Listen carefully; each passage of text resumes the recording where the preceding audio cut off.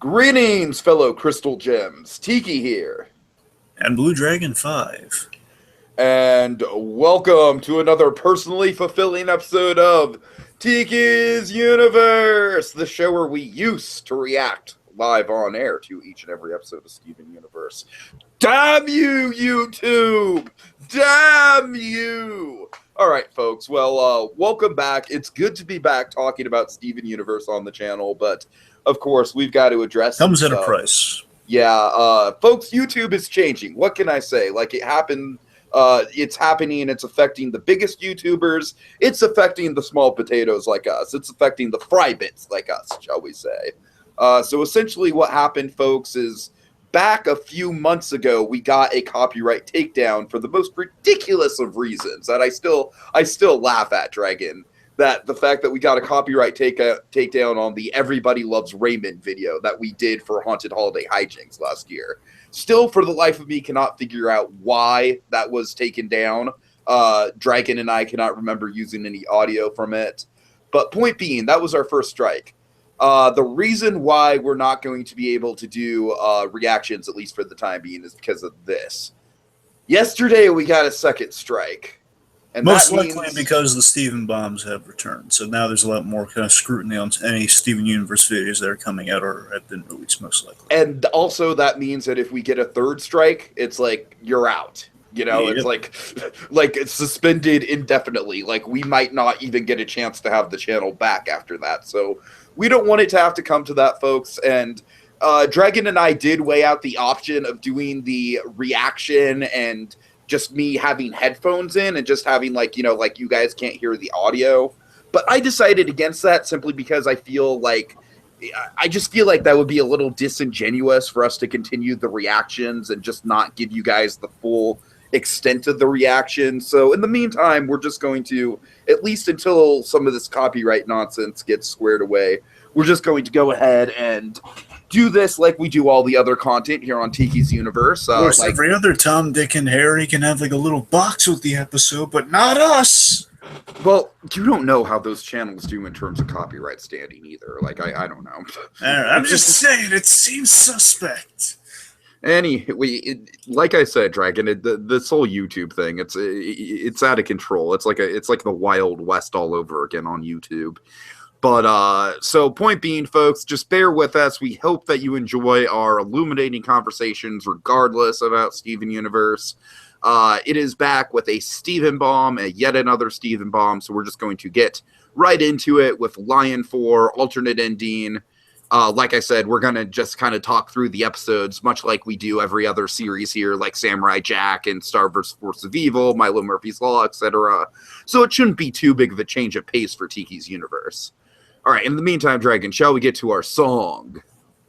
Yes. We are the crystal gems. We always save the day. And if you think we can't, we'll always find a way. That's why the people of this world believe in garnet, amethyst, and pearl, and Steven. Nah. Okay. And Nora, yes, indeed. Okay, so, folks, let's talk about Lion 4, alternate ending. Now, of course, Dragon, we had this title for quite a while. We thought it was going to be played, like a week after the last episode. But then Cartoon Network was like, nope, we're going on a little hiatus. Too bad, so sad. So, luckily, we were not. Luckily, they didn't do it before Tiger Philanthropist. Oh, God. Oh, could you believe it? It's like Tiger Philanthropist is just like the guy with the dollar on the string. Like, yeah, $1? Nope, too late. Too well, slow. Remember, Tiki and I had that letter at the ready for Rebecca Sugar, that letter of disappointment at the ready, if that was pulled. Okay, so Lion 4, alternate ending. And I gotta say, Dragon, as soon as the episode opens with the Rose tape, I'm like, oh, this is going to be big.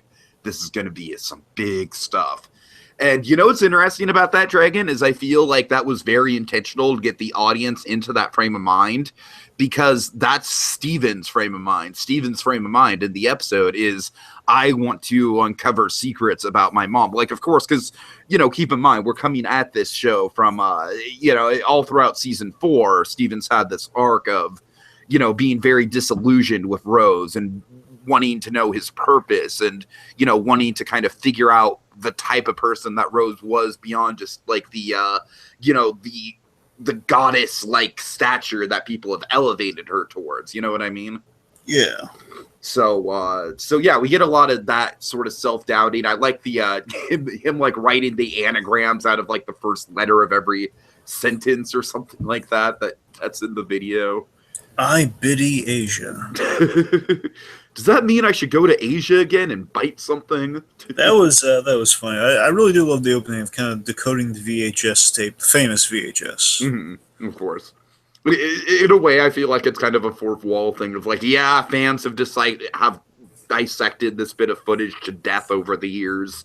Oh yeah, yeah. Steven essentially is looking for for his destiny and purpose, and we've built upon this. It's kind of Steven looking for answers, and it's kind of a logical conclusion. Okay, he's going to look for all the evidence he can, and it's no one's going to help him out. He's doing it on his own.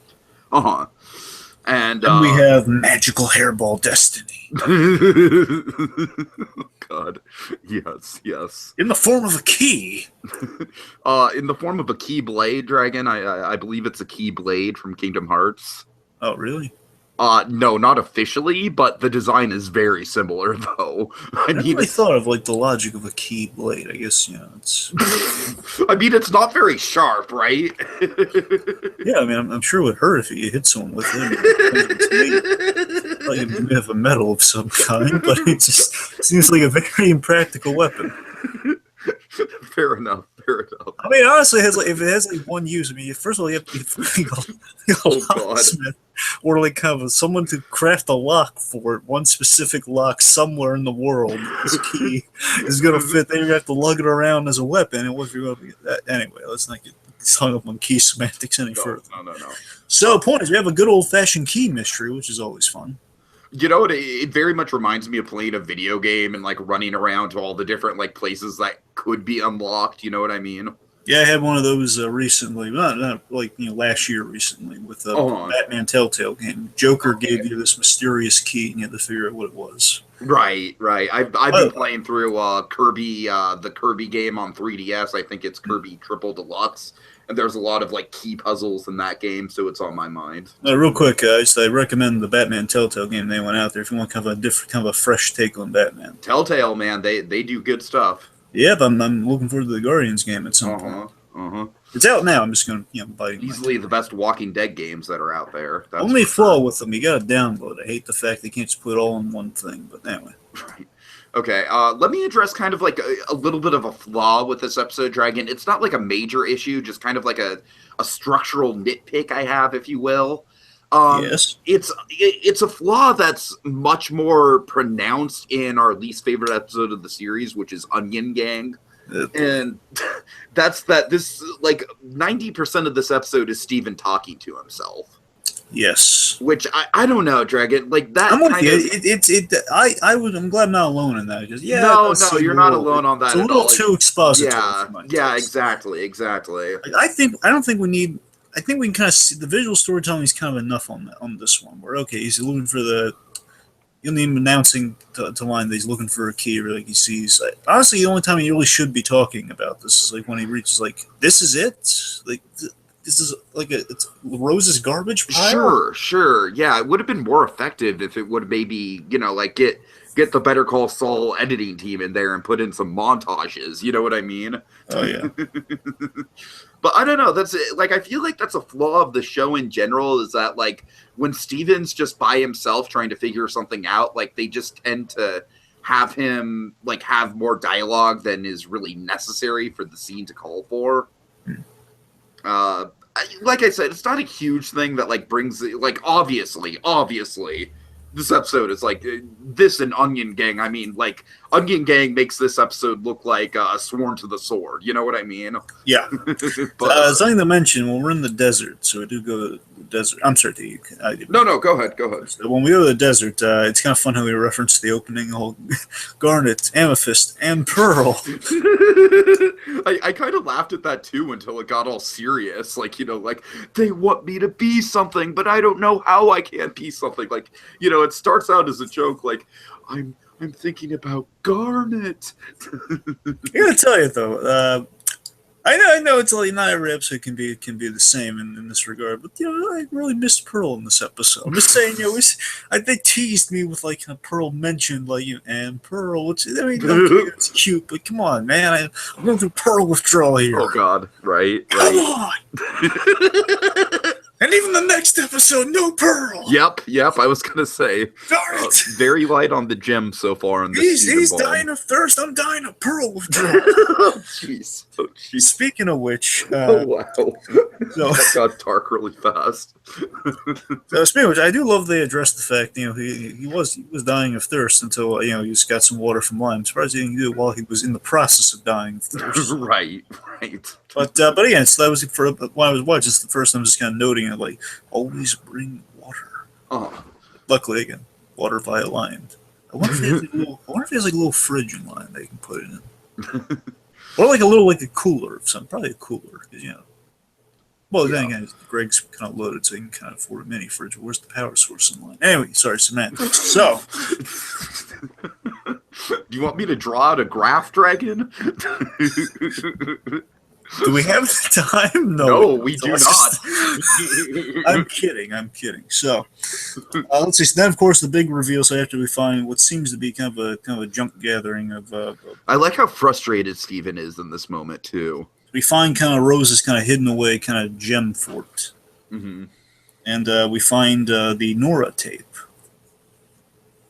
Now, Dragon, I don't know about you, but my first thought when I saw this tape was like, it was kind of earth-shattering to me, because I thought, like, my first instinct was kind of like, I guess since we have Guardians 2 on the mind, that it was almost kind of like Rose was like an Ego the Living Planet sort of situation where she was going around and having like super intimate relationships with like all kinds of different humans and having all kinds of different children. Well, that's kind of a little too talky about Guardians 2, but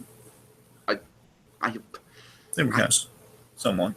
We're not spoiling anything about the character. All right. I'm just saying, you know what I mean? I'm sorry. I have to get a little bit into that but you know what I mean? Like, that was kind of my initial reaction. I was like, oh God, that's really dark. Like Rose she doesn't understand the concept of commitment. You know what I mean? As much as she adores Greg Universe, she just, there's all these other things out there. And of course, fortunately, that fear was put to rest pretty quickly. But I don't know, Dre, I'm getting the sense that you didn't quite have that same sort of level of dread that I did when I saw that Nora tape. I see your point. I didn't jump to the other children theory because, again, Rose kind of giving birth kind of literally ends her life. So it's kind of like it's like a oneer. Yeah, but what if she like went around and like got like a whole bunch of different babies? Like, we don't know exactly how it works. You know what I mean? That's true, but I had a much sillier just kind of thought when the scene happened. Okay. It's a very dumb reference. It's just again,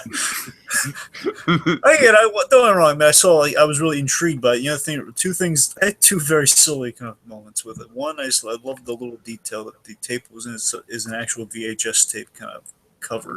Yeah. It was we've all had it. It was the rainbow cover on the white, right, just kind of sleeve, and I just really love that detail. And then when I saw it said Nora on it, I was in the back of my mind. I was thinking of that haunting Michael Ansara delivery, Nora.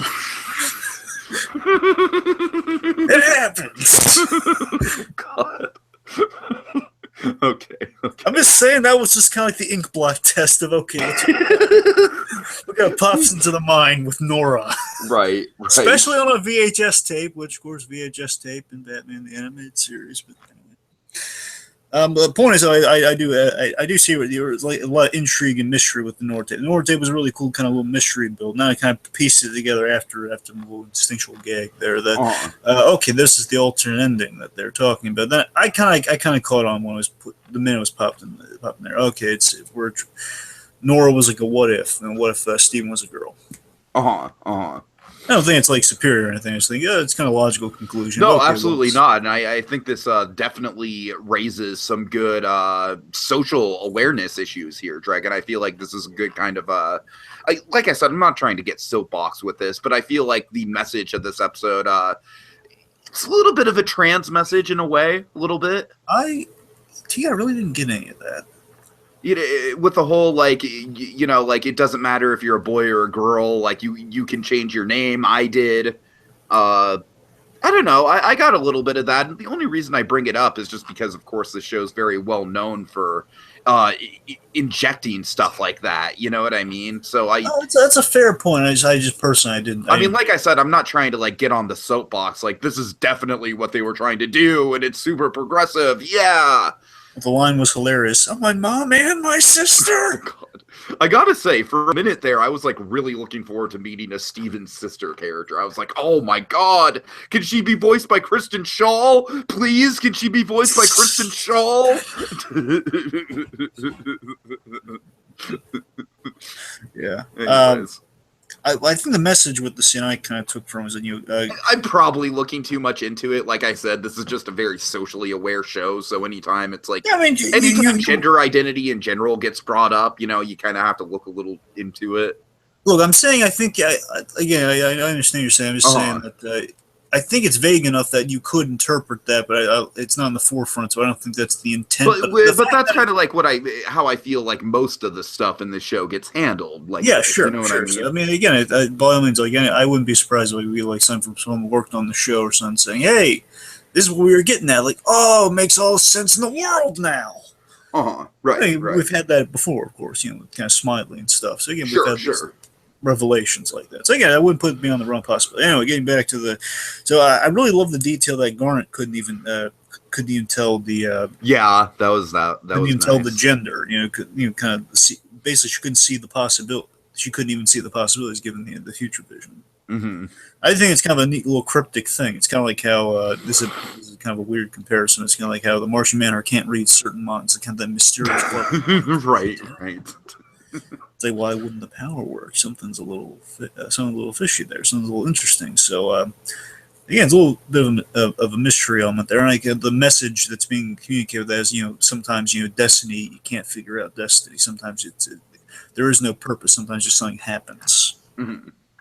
And I got to tell you, so of course, let's not forget, of course, Greg Universe. Greg makes an appearance in the episode. So Greg, he exposits kind of the Garnet story, and also just kind of, they play the tape, and there we learn the whole, basically it's.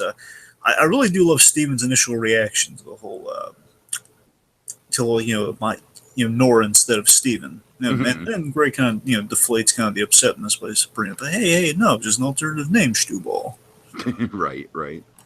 I gotta tell you though, an issue of the episode, I'm not holding this against it. I'm just saying I really wasn't like super thrilled with this one. It was okay. It was I know it sounds strange because it's a line. No, it's fine, Dragon. I feel like this sentiment is kind of like eeping into Steven Universe in general. I feel like Steven Universe in general is producing a lot of okay episodes these days, and it's causing a lot of people to sort of worry and kind of tug at their collar a little bit. Honestly, this one is the only time I'm really worried when that happens. Usually it just seems... Because like I said, the episode starts with like, oh man, it's Rose's tape. It's going to be really big. And I think the goal of the episode, Dragon, like I kind of hinted at the beginning, the goal of the episode was maybe to get the audience in the mindset of Steven, like, hey, not all of this is going to be like a big reveal. You know what I mean? Like there's life to live and stuff small things to appreciate along the way. I mean, let's be fair. I mean, the message here, basically the main thing I point this out because it's kind of an anticlimax we end on. We end on an anticlimax where it's, again, I think it's a problem when we, the audience, kind of go to Steven's resolution before he finishes it. We're okay. Like, beyond the point of, like, we'll respect, like, could it go this way, could it go that way? It's like when we absolutely know, like, okay, well, it's a what if. And that's, of course, we got that from the title, like, the alternate ending. Okay, so this is the alternate ending to the tape, the alternate take to the tape. And we, the audience, kind of know where this is going, absolutely, where there's no real new message, no new information, new sentiment to kind of, it's just kind of Steven playing catch up, which I think is a mistake. And I get it's a decent message they're putting out there. It's a decent message, and I think the anticlimax is absolutely intentional, just saying, hey, not everything's going to be a mind blowing kind of like a bum ending. It's not going to be like a whole mind-altering experience. Mm-hmm. I'm just saying it's a choice they made, and they gotta respect it. It's just it just didn't really thrill me. It's solid though. I mean, it's nothing wrong. Yeah, with it. I hear you. Like, I feel like it's a solid thematic beginning to this Stephen Baum, but it's of course not the most like it's no Super Watermelon Island. You know what I mean? If it were me, I wouldn't have opened with this, but I don't fault them for opening with this. I would have opened it a little bit more. Basically, I like the mystery ending we're gonna get with kind of our next one. Okay. I'm just saying, It's interesting. Like, kind of like I don't want to talk too much about the next one, Dragon, Yeah. but you and I kind of have differing opinions. Like, I don't. The next one, like it's fun. It didn't really do a lot for me. I'm kind of going to struggle for things to talk about, so you'll kind of more have to take the lead on that one. But like I said, this one I feel like was interesting just from kind of a structural point of view, like putting us in the same mindset of Steven of wanting to get the answers. So I feel like it was, they were kind of playing around with the expectations of the audience, and it might have been a gamble that didn't necessarily pay off all that well.